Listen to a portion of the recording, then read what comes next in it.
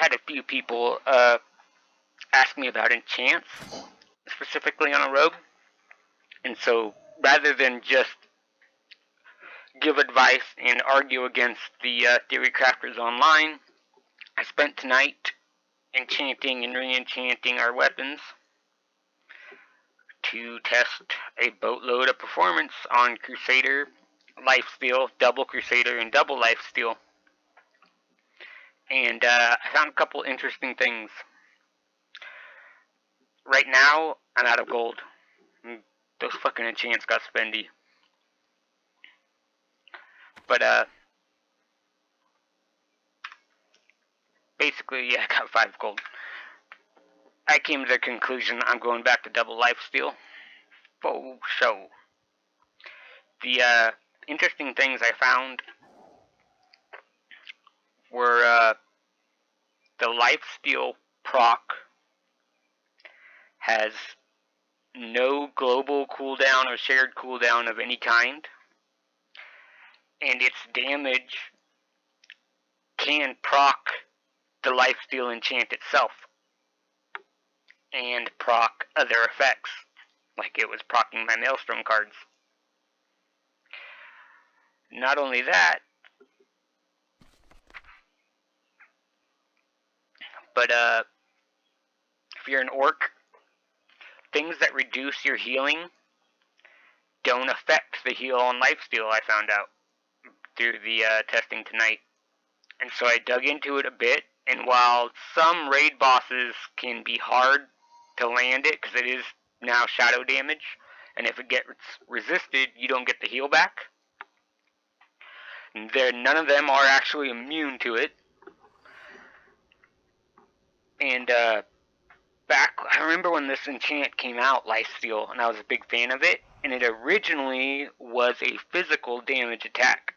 And then a later patch got changed into shadow damage, which is why it is probably proccing my other things. It's counting as a melee strike, because it only has a 5-yard range, even though it's doing shadow damage. Which is probably also why the healing isn't getting reduced. It isn't affected by spell power or anything like that. I didn't get it to crit or Crusader to crit. I could barely, to put it in perspective, because Lifesteal procs itself, doing a Crusader Lifesteal enchant like this, I was getting 1 Lifesteal proc per fight on my offhand, and 1 Crusader proc per 3 fights. And as you guys know, this build is set up to proc things as much as possible, as much haste as possible, as much spamming instant strikes as possible. When I was running dual Lifesteals, I was averaging 10 to 15 procs per fight. It procs itself. And I don't have any Hand of Justice or Sword Spec going. As you, I don't know if you guys have heard me talk about it a few times. I have a Hand of Justice. I soloed it, and I can make a video on how to solo Anger if you guys want. He's not too hard. You don't have to be too geared. But when your offhand is quicker than your main hand, your offhand will proc the Hand of Justice, which will then reset your main hand's attack timer, and the damage it does on the proc will be your main hand minus your offhand speed, so it will hit for less damage than your offhand's regular strikes, and it will reset your main attack timer. So I don't use it because I don't believe it increases DPS nearly as much as people like to say that it does. As it starts chaining and doing that, it becomes very hard to get a main hand proc on it, and so all your procs are going to be like 70 damage if you actually look through the logs.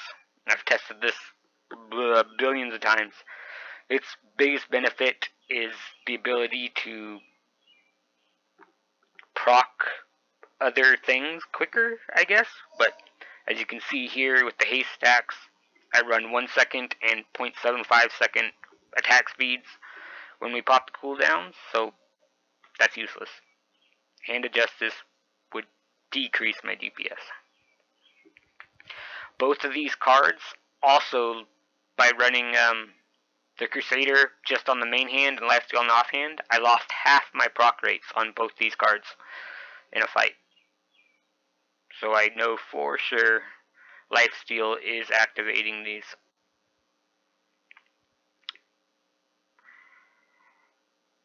And then when I had dual Crusader, I could almost keep Crusader up to buff up at all times, one stack of it. Very, very rarely could I get 2 stacks of it where you couldn't count on it in any way. And in PvP, I was struggling to make use of the buff in any way other than the heal, incoming heal, which as an orc and with Blood Fury, I was getting healed for 50 damage. Basically a Lifesteal proc. I'd get that once a fight, basically, in PvP. And that's all it would do, and 100 attack power. So it was very underwhelming for the price.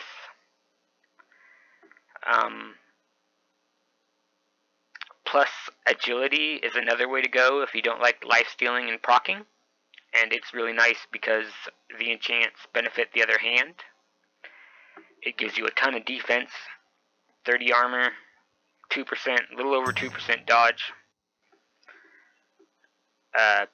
I would definitely advise everyone to do, if they want an active proc lifesteal, if you want a static or just raw paper damage output, double agilities. And if you're a pure combat PvE build, double Crusaders, because stacking the buffs was incredibly powerful when it did happen. If you're a Dagger Rogue, 15 Agi on the offhand and plus 5 on the main hand is a really common one. I'd still advise 15 Agi, probably. Just duel it, as crit doesn't hurt them either.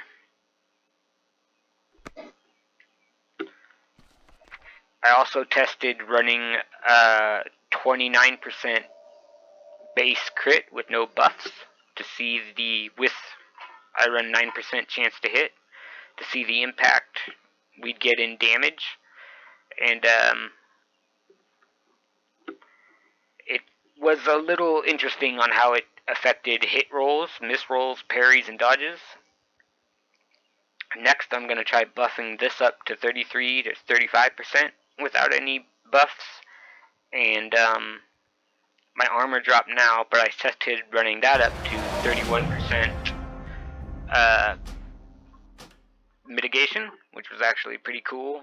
And then after the dodge test, I will do a plus 25 defense skill for rogue test and its impact on PvP. Alright, I hope the enchant info is useful.